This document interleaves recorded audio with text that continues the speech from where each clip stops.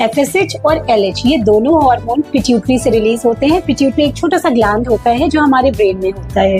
अब follicle stimulating hormone आप नाम से समझिए, इसका काम है फॉलिकल्स को स्टिमुलेट करना, फॉलिकल्स को हेल्प करना मैच्योर होने के लिए। जब फॉलिकल्स मैच्योर होंगे तभी उनमें से कोई एक जाकर के मैच्योर एग बनाएगा या डोमिनेंट एग बनाएगा और यही एग आपको ओव्यूलेशन में रिलीज होता है।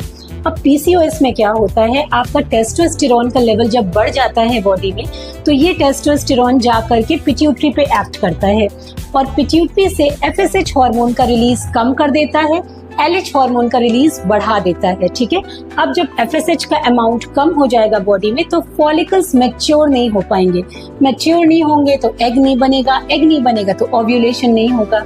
ठीक है, तो FSH का आप लेवल देखेंगे PCOS के केस में कम होता है और ऑन द अदर हैंड क्योंकि टेस्टोस्टेरोन पिट्यूटरी पर एक्ट कर रहा है और पिट्यूटरी LH हार्मोन ज्यादा रिलीज करने लगता है तो LH हार्मोन का लेवल आपको बढ़ा हुआ मिलेगा।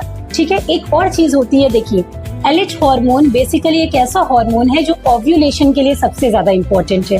जब ओव्यूलेशन हो जाता है उसके बाद हमारे पिट्यूटरी को सिग्नल जाता है कि ओव्यूलेशन हो गया है, अब LH हार्मोन के रिलीज को आप कम कर दीजिए या बंद कर दीजिए।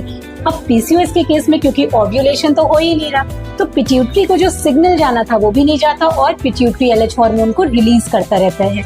तो आप देखते हैं कि यहाँ पर FSH का लेवल कम हो जाता है और LH एलिवेट हो जाता है। नॉर्मल कंडीशन में FSH का लेवल ज्यादा होना चाहिए था, LH कम होना चाहिए था।